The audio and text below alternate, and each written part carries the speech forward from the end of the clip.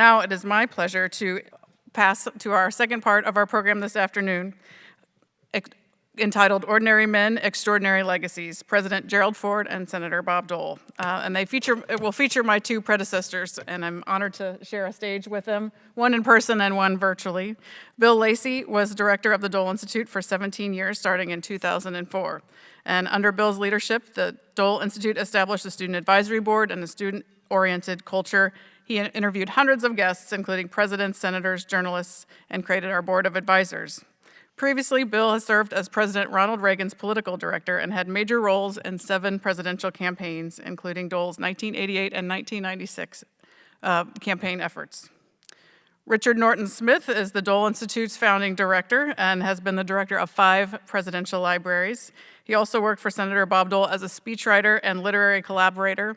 His most recent book that just came out in April is entitled An Ordinary Man, The Surprising Life and Historic Presidency of Gerald R. Ford. And now please join me in giving a warm welcome to Bill Lacy and Richard Norton Smith.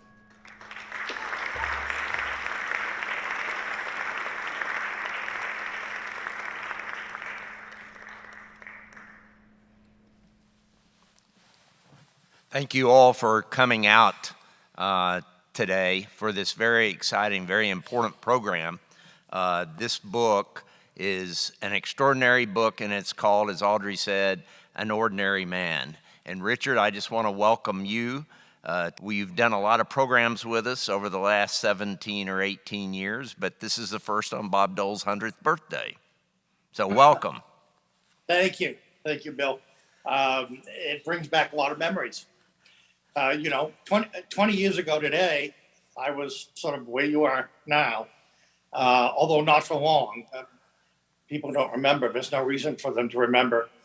But as soon as the dedication was completed, Linda Provo, my indispensable ally in making all of that happen, rushed me to the hospital for a gallbladder operation, which we had put off until the last possible moment for obvious reasons. So I have additional reasons to look back upon this anniversary with a smile. Yes, most definitely. Well, let's go to our interview and get you to talk about the book, Richard. Gerald Ford was president nearly 50 years ago. Why did you want to take a second look or a third look or whatever at his presidency? Well, in some ways, it was a first look. I mean, the fact of the matter is there's a whole generation. When you mention the name Gerald Ford, if they conjure up anything, it's probably Chevy Chase and Saturday Night Live. Obviously, there are a number of people who associate him with the aftermath of Watergate. There are. He thought he would go to his grave with his legacy being, first of all, his efforts to try to restore some degree of popular trust in the presidency that had been tarnished not only by Watergate, but also by Vietnam. And at the same time, he also knew that the first line of his historical obit would include the fact that he was the only unelected president, and that early in his presidency, he pardoned his predecessor. It turns out, with the advantage of hindsight, with 40 to 50 years of subsequent presidential performance, with access to thousands of pages of documents, and I did 160 interviews for this book. The fact is, we have something called perspective. Gerald Ford is not the completion of Richard Nixon's incomplete term. In other words, he's less a coda to the Nixon era than he is a curtain raiser. I'll give you 2 quick examples of why he is relevant and why he matters. Try to tell someone in Generation Z that there was a time not so long ago in this country when bureaucrats in Washington determined what a truck could carry, or where a plane could fly, or where you could get a home mortgage. It doesn't compute. Well, The reason is something called economic deregulation, which began under Ford with the financial services industry and trucking.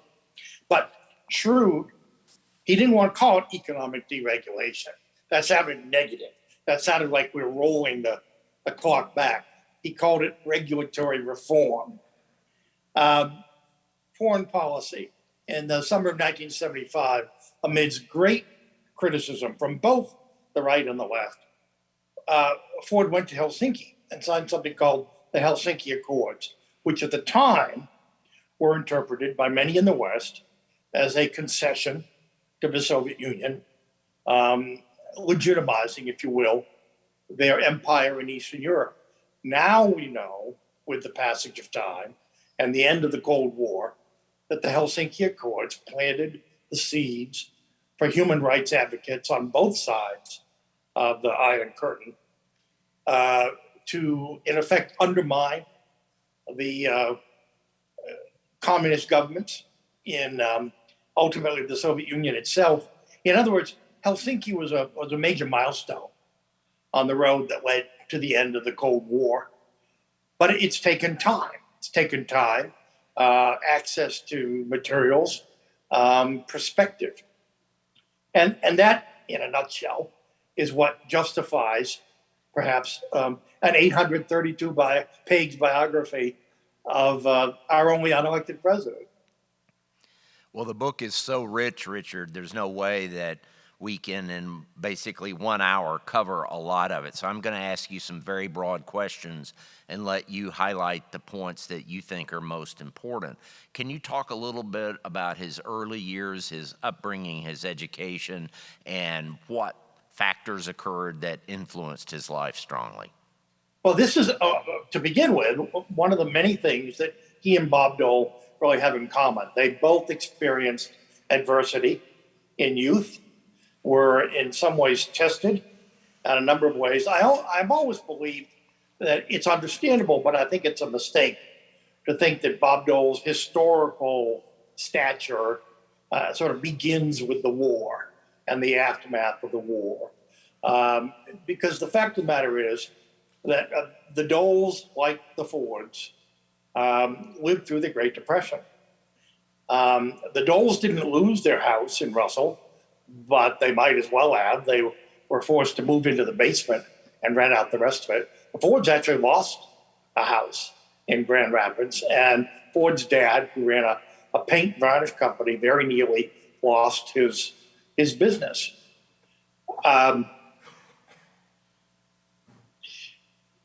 Ford, well, it's interesting.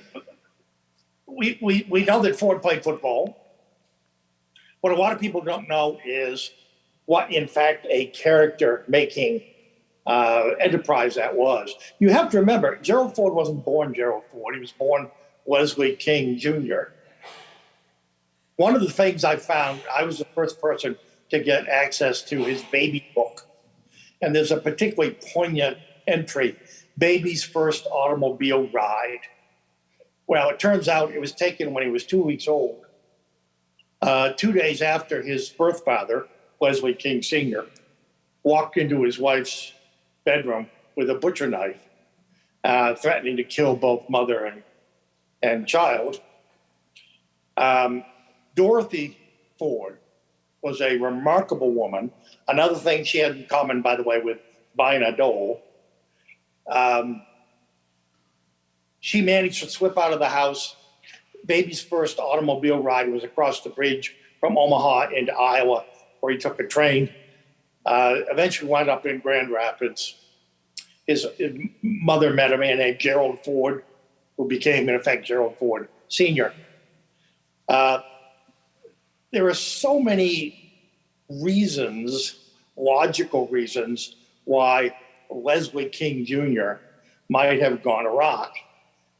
He very rarely talked about his early days. In fact, I think he took a number of things with him to the grave. But he did tell someone at one point in the White House who told me he did make the observation once, I don't know what prompted it, that he was talking about his childhood. He said it was close to being an orphan. It was almost a Dickensian childhood.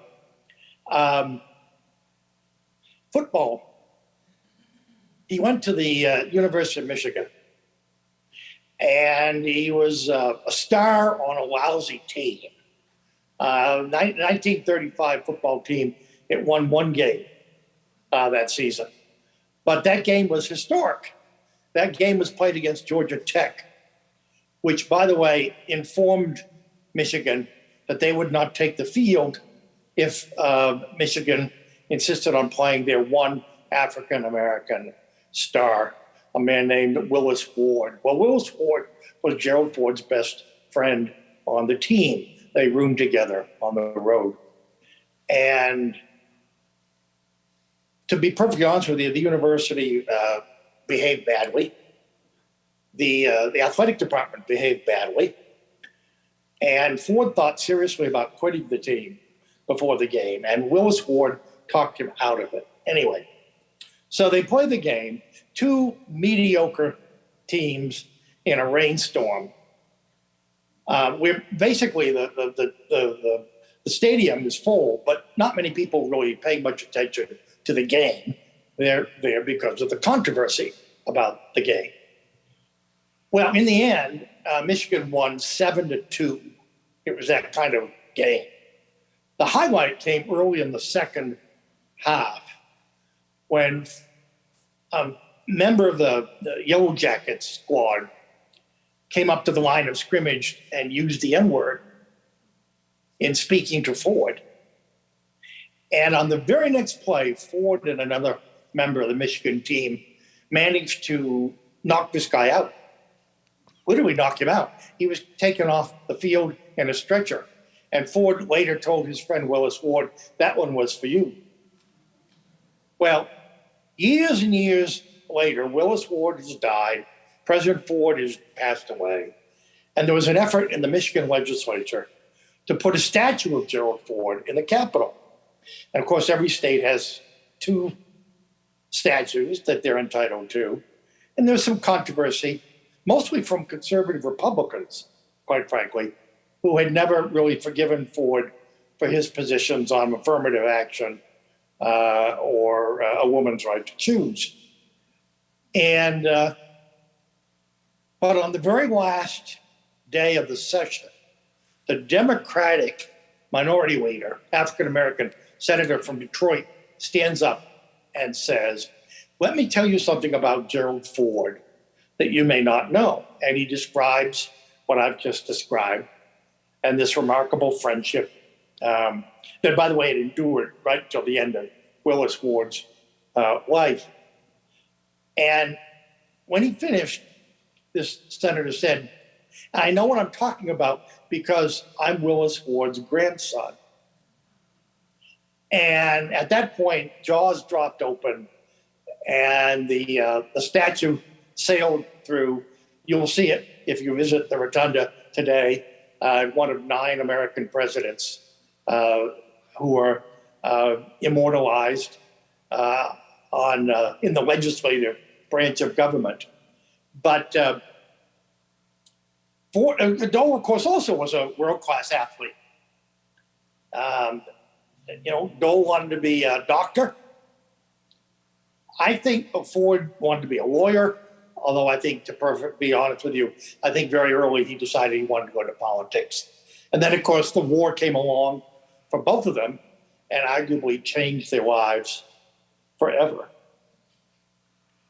When did Ford decide to get into politics and why? And what did he do about it?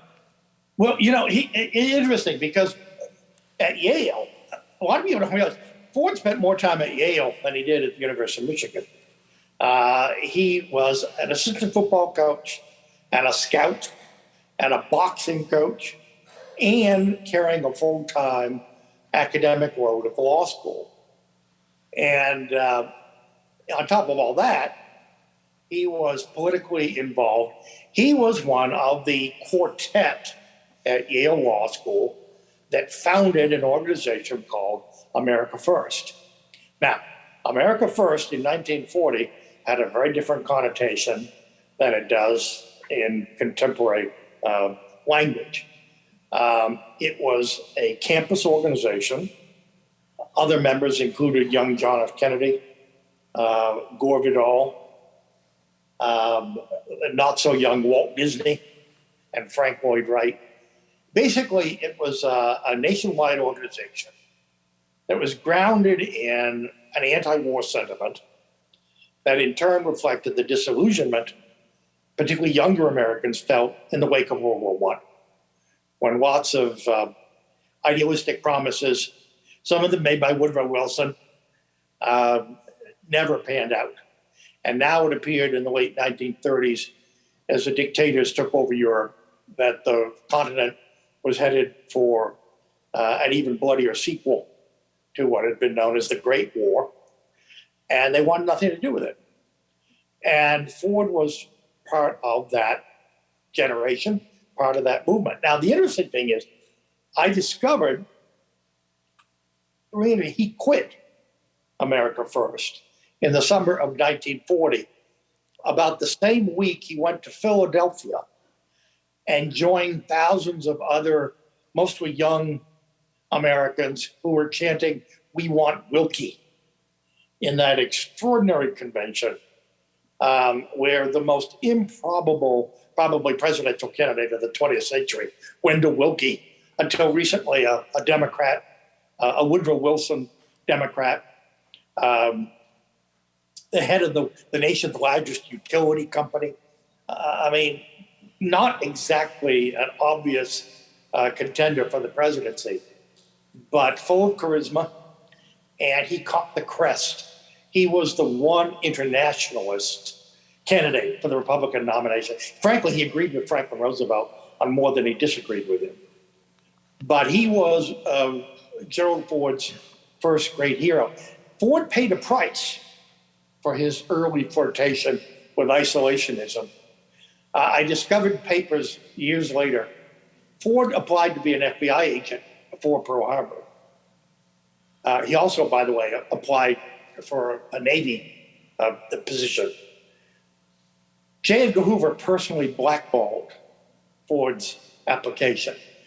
Ford got the best recommendations in the history of the Grand Rapids FBI office, and but it didn't matter because the New Haven office of the FBI tipped off J. Edgar Hoover to the fact that Ford had been part of America First, and that was verboten.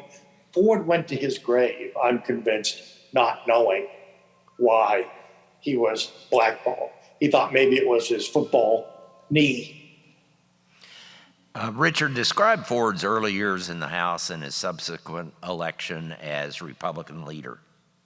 Well, he entered politics for the right reason, because of an idea. He had had a very distinguished World War II record, and he came back from the war a convert to internationalism. In other words, also I have to mention the name of Arthur Vandenberg, largely forgotten today. He was from Grand Rapids, United States Senator, would-be president, and he had had a road to Damascus conversion from pre-war isolationist to post-war, really the father of bipartisan internationalist foreign policy. And we're talking about not just the end of the war, but the beginning of the Cold War. So Ford took on an entrenched incumbent Republican congressman, kind of a mossback, who thought that America's obligations to the world ended around the Indiana state line. And against all odds, he beat him and went on to win 60% of the vote in the fall, which was actually the lowest percentage he ever got. 1948, of course, was a Democratic year with Harry Truman upsetting Tom Dewey. But by the way, he was elected with the endorsement of the United Auto Workers. So he went to Washington as what you and I today would call a liberal Republican. Established, for example, a strong record on civil rights, supported Harry Truman on the Korean War. Over time, his great ambition from the beginning was to be Speaker of the House. That's the job he wanted. He never wanted to be president, but he wanted to be Speaker of the House. And what that meant, of course, was over time, as he gradually climbed the seniority ladder, and became increasingly prominent within the Republican caucus, that he found himself towing the line more and more as the Republican Party became increasingly conservative. He was, another thing that he and Bob Dole had in common, they were both Eisenhower Republicans.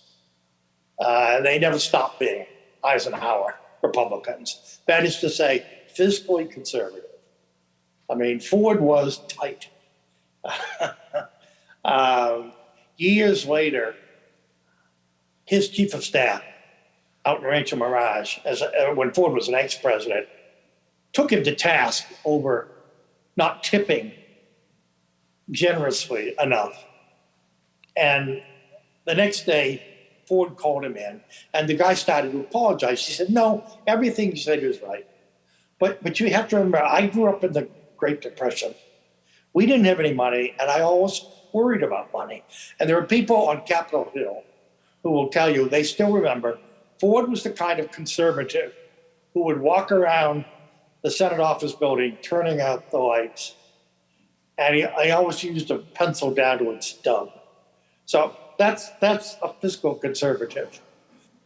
But he was what he called a human rights liberal.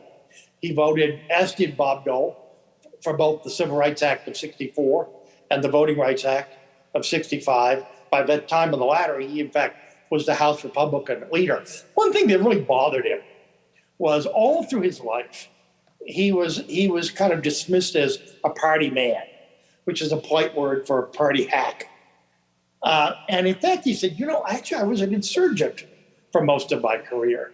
He was an insurgent when he first ran for Congress. He was an insurgent who took out Charlie Halleck, the Republican leader of the House in 1965. And he was an insurgent in a number of ways. Bob Taft, Mr. Republican in the 1940s and 50s, another Midwestern Republican from Ohio, famously said that the duty of the opposition is to oppose. And that was the strategy, that was the philosophy, if you will, that he brought to the job. Ford had a different way of approaching the job. He wanted, and in fact, he hired the first think tank. He raised $2 million in the mid-'60s and hired idea people to supply, as he put it, Republican alternatives, Republican approaches to health care and the war on poverty and the environment. He thought it wasn't enough just to be against the incumbent, the Democratic Party. You had to come up with a positive and attractive conservative alternative. And in doing so, he really laid the groundwork for sort of the development of the party. Also, one factoid, maybe worthy of the daily double on Jeopardy. Today, whether we like it or not, every year after the State of the Union address, no matter whoever is president, we are subjected to the other side, to the loyal opposition. We don't hear that term, by the way. When's the last time you heard the term the loyal opposition? But in the 1960s, it really was the loyal opposition. It was Gerald Ford who came up with the idea. And by the way, his Senate counterpart, Everett Dirksen, thought it was a terrible idea. It was Gerald Ford who came up with the idea of going to the three networks in those days and saying, you give the president an hour and a half every year to lay out his vision, give us 15 minutes so that we can respond. And the rest is history. Bob Dole delivered a few of those himself. Yes, definitely. I remember a few of them. Describe Ford's appointment as vice president and his ascension later to be president of the United States. Well, it's interesting. One of the things that there's a bombshell in this book. I would not have included it if I had only one source, but I have two absolutely impeccable sources who were there and who have not talked about this in over 40 years. The fact is, Gerald Ford knew that Spiro Agnew was in serious legal jeopardy at least 6 months before he ever acknowledged it. And I know one of the two sources was in fact the press secretary to the Attorney General of the United States at the time, who, upon learning this himself, told the Attorney General, Richard Kleindienst, then, who got on the phone, called the White House. So the White House knew about Agnew's problems earlier than it has ever acknowledged. Well, the fact is, if Richard Nixon had had his druthers, Gerald Ford would not have been his vice president. Nixon wanted John Connally. He was mesmerized by Connally. Connally had the kind of swaggering, brass-plated self-assurance that Nixon wished he had himself. But anyway, so he was drawn to Connally. The problem was Connally had just switched parties. There was no way, the Democrats had majorities in both houses. There was no way that they were going to vote to confirm Connally. And really by process of elimination, he couldn't pick either Ronald Reagan or Nelson Rockefeller for obvious reasons, because to do so would have alienated the other wing of the party. He knew Ford, that he had been friends with Ford. He had respect for Ford. Although it's interesting, when you want to know what did Richard Nixon really think about Gerald Ford, I found a transcript, which I don't believe has ever been published, in which at this point, Nixon was speaking, obviously he thought, off the record. And he said Ford was an honest Truman. Now, to most of us, that would be a compliment. I don't think Richard Nixon intended it as such in the context of 1973. But in any event, the other thing you have to remember, Ford had established a reputation. I didn't mention early in his career, he was selected by the old Boles who ran the House in those days to be the one young up-and-coming member who would join them on a very super secret committee overseeing the CIA. They would meet once a year behind closed doors, no staff allowed, no note-taking allowed, and they would ask as many questions.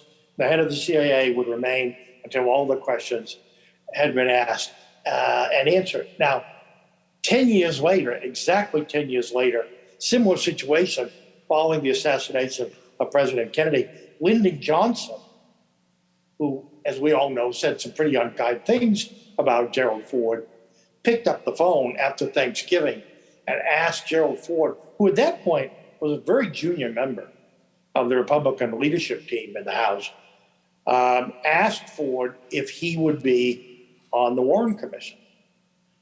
And Ford agreed. And again, one of the discoveries in this book is that, contrary to what a lot of people think, Gerald Ford was the first and the last member of the Warren Commission to seriously entertain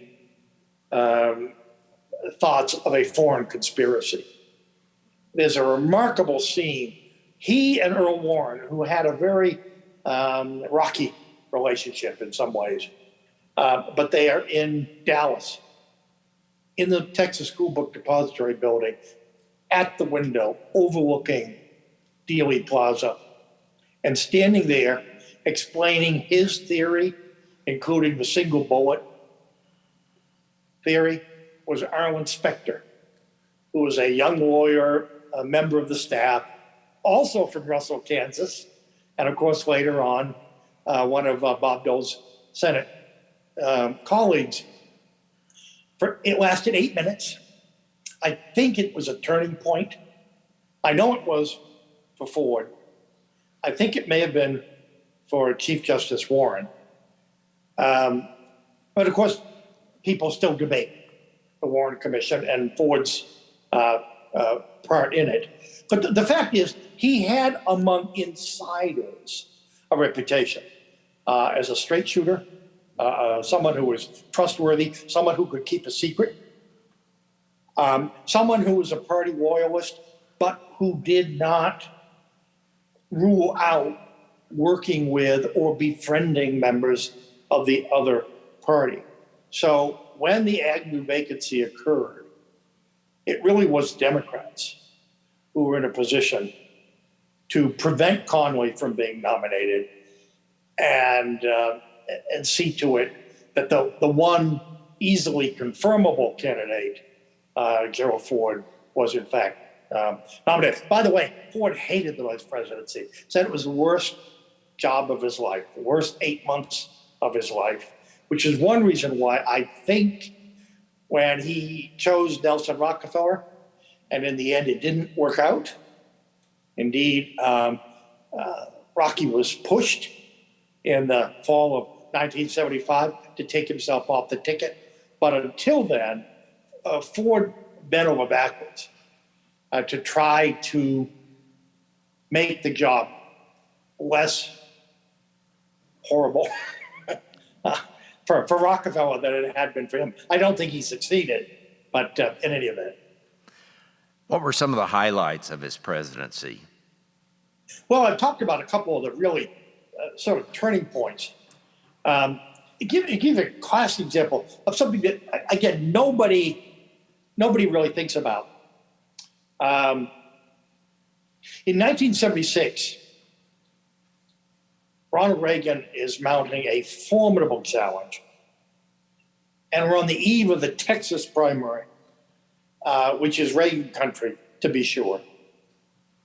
And Ford has decided, completely independent of this ongoing contest, to do a 180-degree pivot on American policy toward Africa. In fact, it's the most dramatic about-face, certainly since Nixon's trip to China. Ford had decided that it was immoral for the United States to continue, for whatever reason, to support white minority governments at the expense of black majority rule. And he sent that message to the then Rhodesian Prime Minister Ian Smith. He sent Henry Kissinger to Africa on the eve of the Texas primary, which was politically, quite frankly, a boneheaded thing to do, as he was told by a number of people.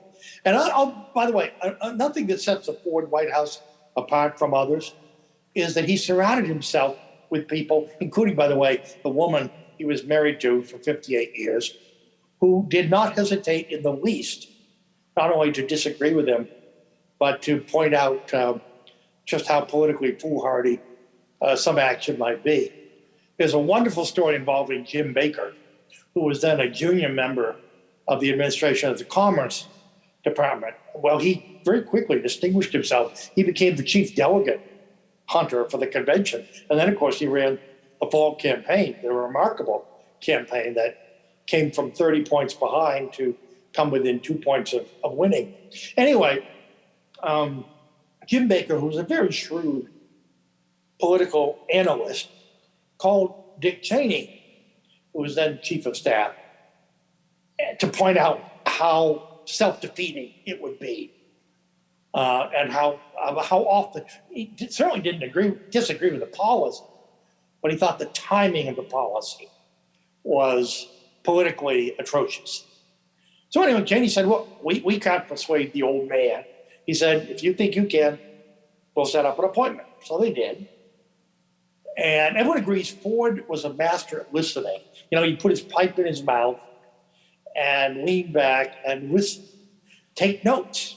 Pretty flattering that the President of the United States take notes, you know, whenever you're trying to persuade him. And Baker, rolled out all of the reasons why this is a bad idea.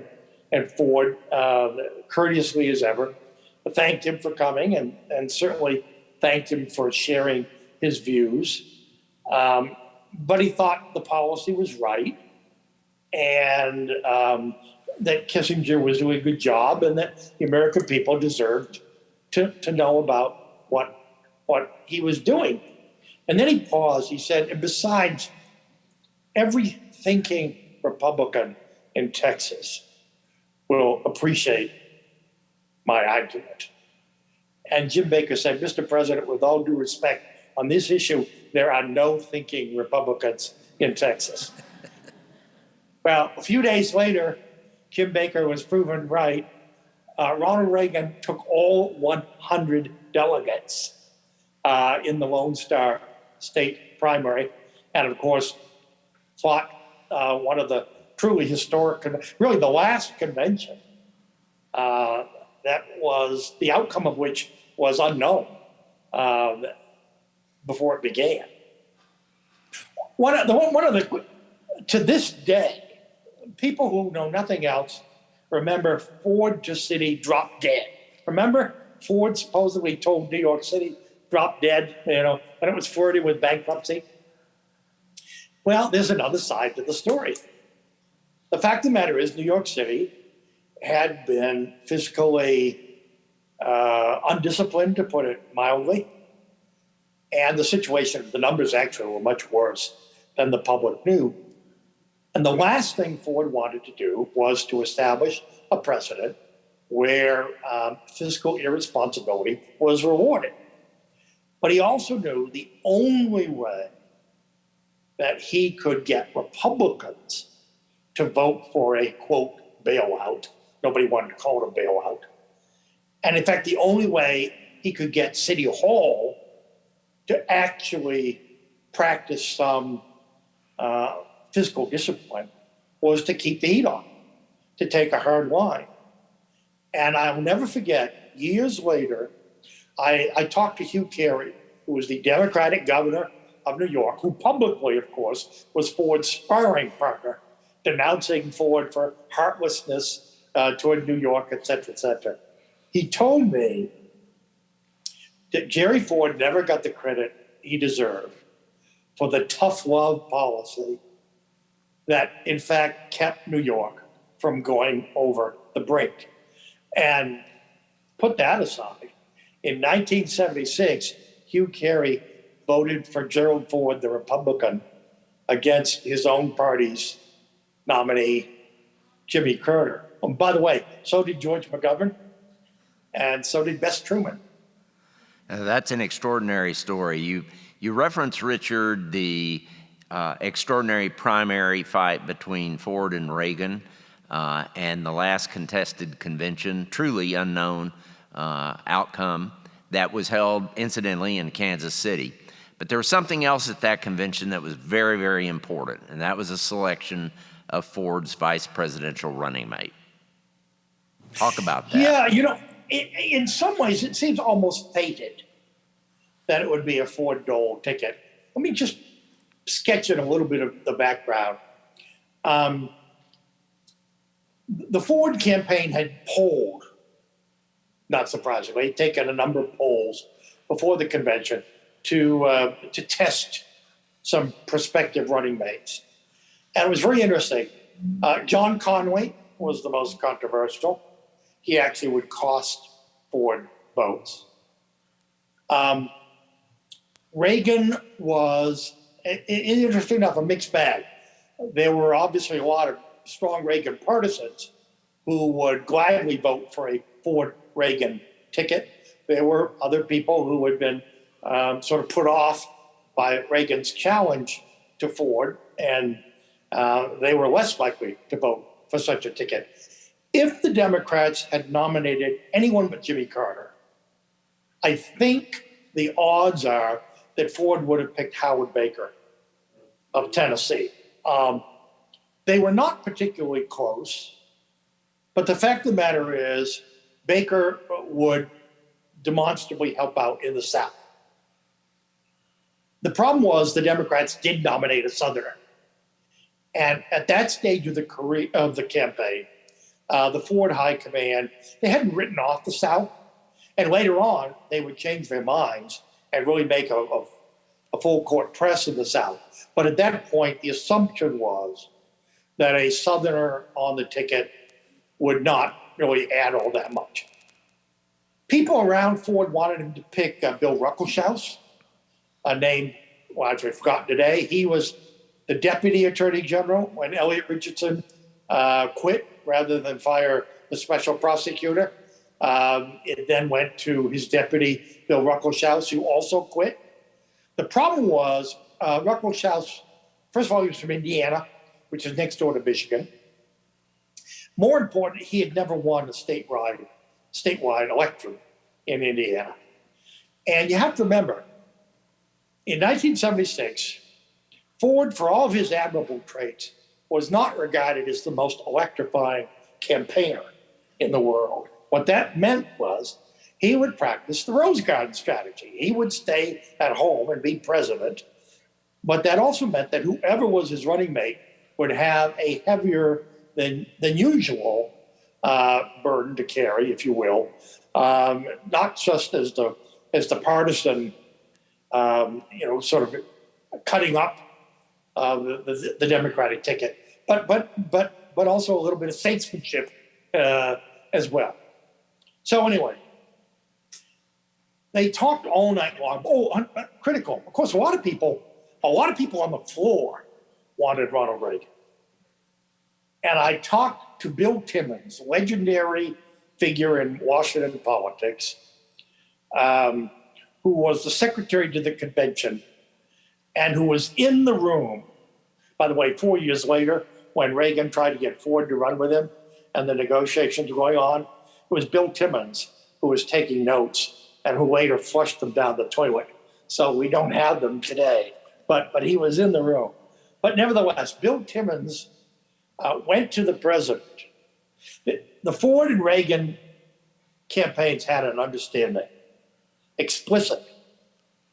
Once the nominee was chosen, the winner would go to the loser's hotel and try to patch things up and have a press conference and begin the arduous task of reunifying a very badly divided party.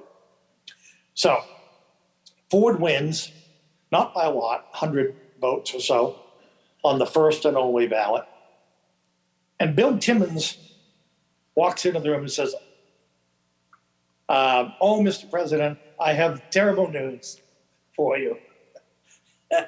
And of course, he can barely conceal the fact that this is all an act. He said, but the Reagan campaign made it absolutely clear he does not want you to ask him to be vice president. And I know that will break your heart. The fact of the matter is, by that stage, I think neither candidate liked the other very much. They patched things up later on, but at that point, Gerald Ford did not want to be forced into a situation where he had to take Ronald Reagan. Okay, so the debate went on all night, and at 4 o'clock in the morning, they still hadn't decided. However, Stu Spencer, another legendary, the father of modern political consultancy in California, still with us, I'm pleased to say, at 96.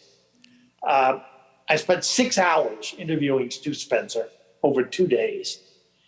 He was the one who brought up Bob Dole's name. Now, I think Ford always had Dole's name in the back of his head. Stu Spencer said, look, your base isn't secure.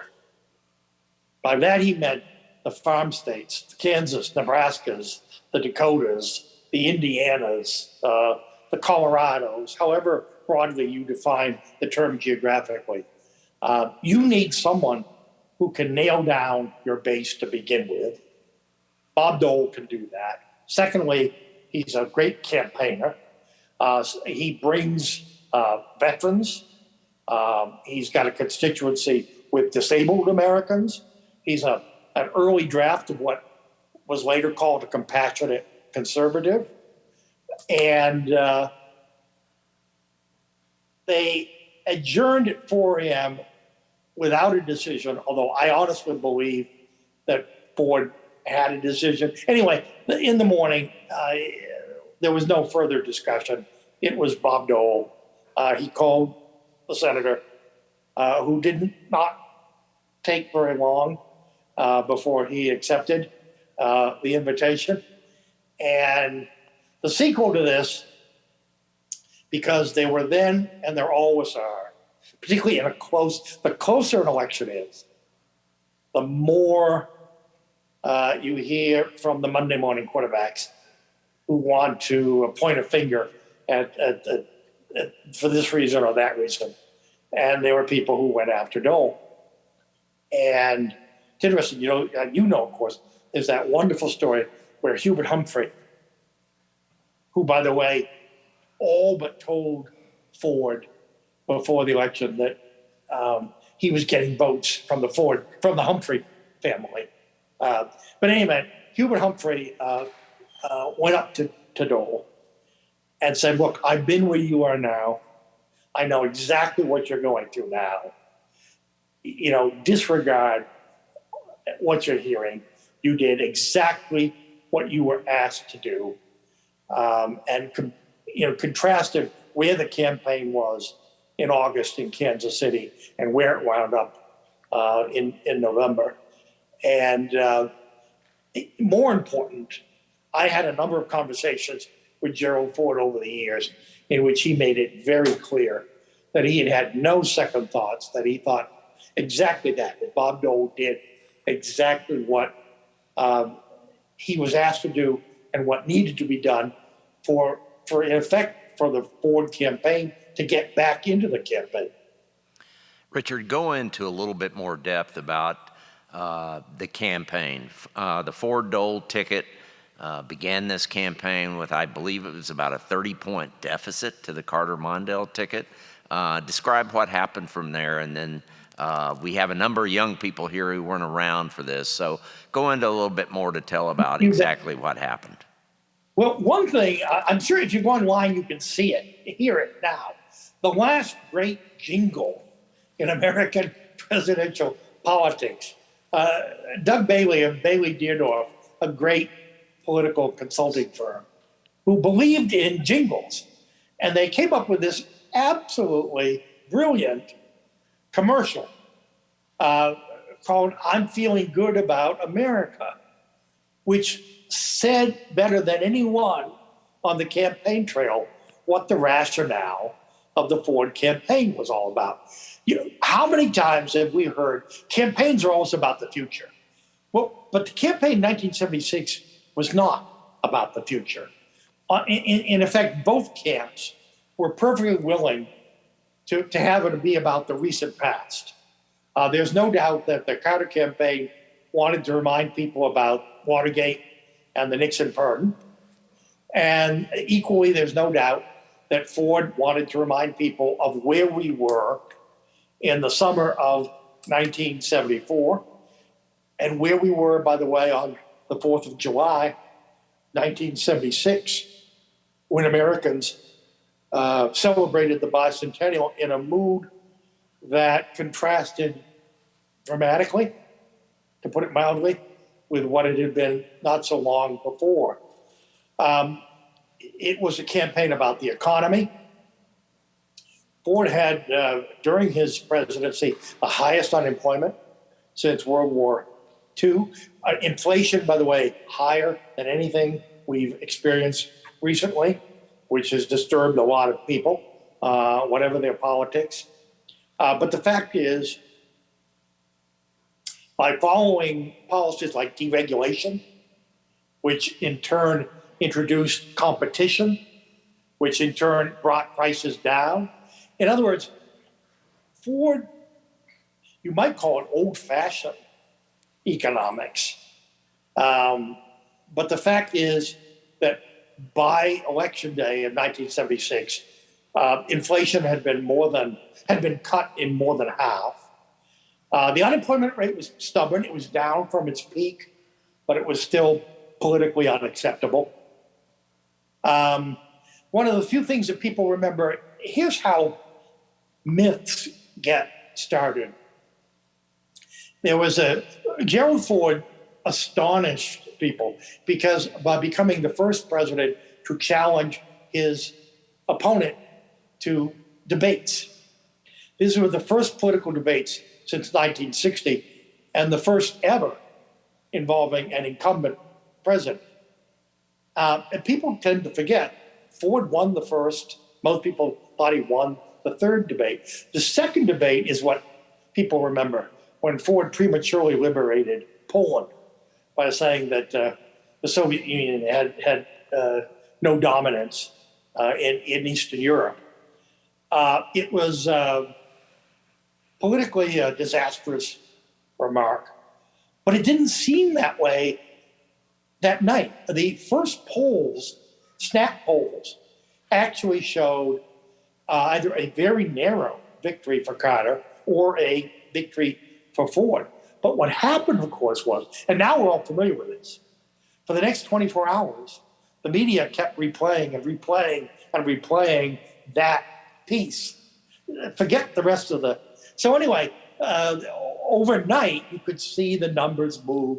It's a great example, almost 50 years ago, of how, in very short order, media coverage can rewrite the conventional thinking and move public opinion. Well, Ford made it worse. Ford was stubborn. People who knew him well acknowledged he had a stubborn streak. And this was the worst time to be stubborn. But he let 3 days go by before he, in effect, apologized for misspeaking. And he said later on, he had been to Eastern Europe. He had been cheered by hundreds of thousands of people in Poland and Romania. If he had just said, those people don't think they're dominated by the Soviet Union. Yes, of course, there are military forces there maintaining an illegitimate government. But in their heart, in their soul, in their spirit, the people of Eastern Europe consider themselves undominated and are determined one day to be free. If he'd said that, there would have been no problem. But he didn't say it. And the interesting thing is, it has become accepted a historical convention that it may have cost him the election. And I thought that too, until I dug and dug and dug some more. And I found, to my astonishment, political polls, NBC poll, other poll, days after that second debate that showed, in fact, it hadn't hurt Ford at all. And in fact, the NBC poll had him cutting a couple points off of Carter's lead. So what all of that suggests is, I suppose, maybe don't necessarily swallow everything you read in the history books. Be willing to question and to re-question. And that's another reason why I don't pretend for a moment to have written the last word on Gerald Ford. I certainly hope I haven't. Hopefully, the definition of a successful biography is that it raises questions that other authors, academics, and popular writers alike will choose to explore and interpret as they see fit down the road. What character traits and perspectives did President Ford and Senator Bob Dole share? Integrity, first of all. Courage. We know about physical courage. But I would say also political courage. I've cited some examples where Ford did what I think history records was the right thing to do, in some cases even the visionary thing to do, but not necessarily the politically popular thing to do. I think that certainly it can be said of Senator Dole. Something of decency. That's a word I almost hesitate to use, because I remember when President Ford passed away and lots of people talked about how decent he was. And I know I didn't grow, I wasn't born in the Midwest, but I've spent enough of my life in the Midwest to, I think, appreciate Midwesterners and characteristics that set them apart in some ways. And one overwhelmingly is what I would call decency. And some people who aren't in the Midwest or of the Midwest use it almost as a patronizing term.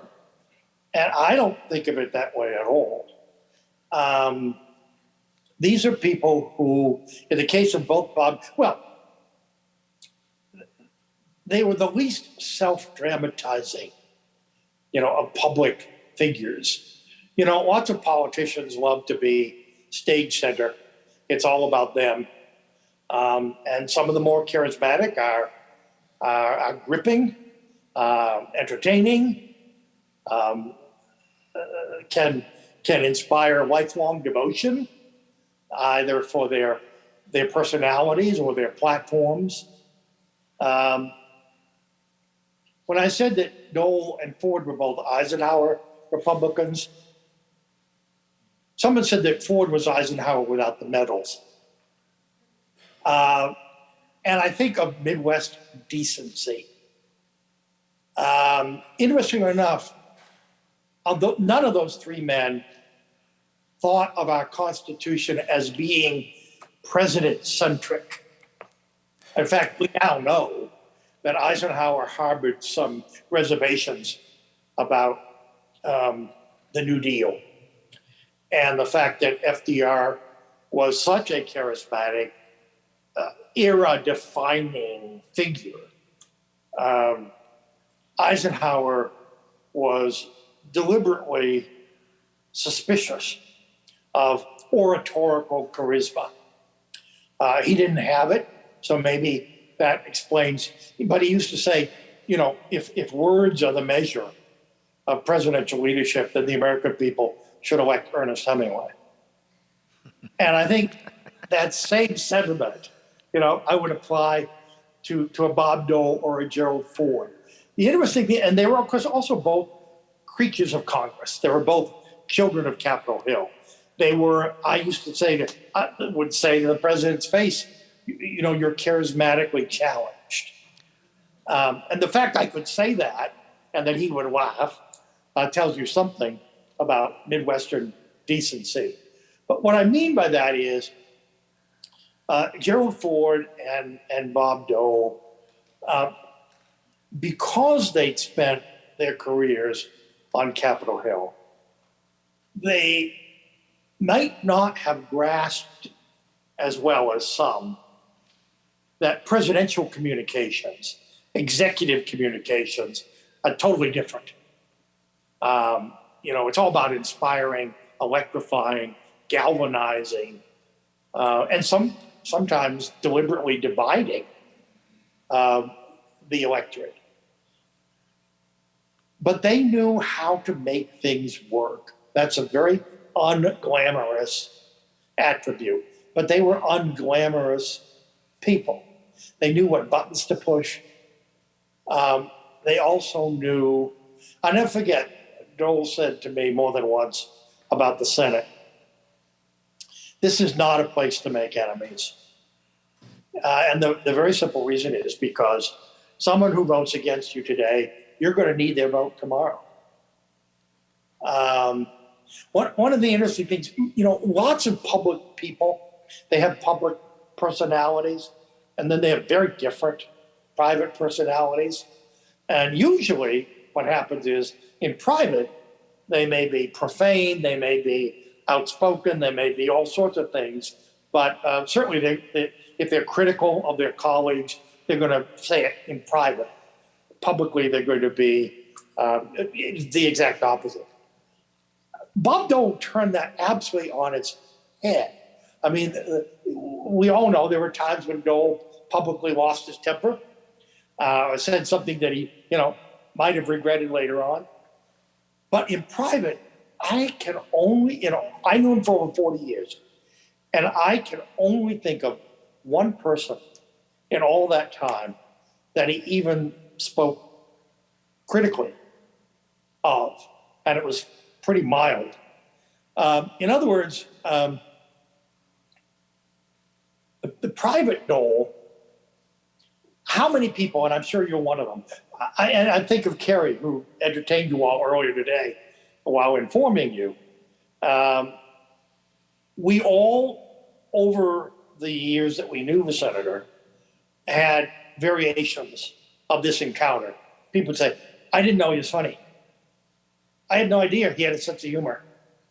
if I knew he was funny, I might have voted for him, or I might have had a different attitude. Well, there was so much about the private Bob Dole that all of us who got to see it, I'm sure wished from time to time that more of the public got to see. I do think, oddly enough, after 96, after he was out of competitive politics, not just because of the advertisements, funny as they were, entertaining as they were, revealing as they were, but I mean, the fact that he would go to the White House of the man who defeated him, and before walking out of the White House, agree to take on the enormous task of raising the money to build the World War II memorial. I mean, first of all, that's a monument to Bill Clinton's persuasiveness, but it's also a great example of Dole's. Dole was of a generation who believed that if a president asked you to do something, you did it. And it didn't matter whether you was a president of your party or the other party. But every single World War II veteran who is memorialized on the Mall, as they deserve to be, belatedly, but unforgettably, have a debt, in a sense, to Senator Dole. Well, I will right now apologize to the audience. We're out of time, and I don't believe we have any questions, but I do want to, Richard, thank you for a wonderful discussion of President Ford and Senator Dole this afternoon. Thank you so very much. Thank you, Bill.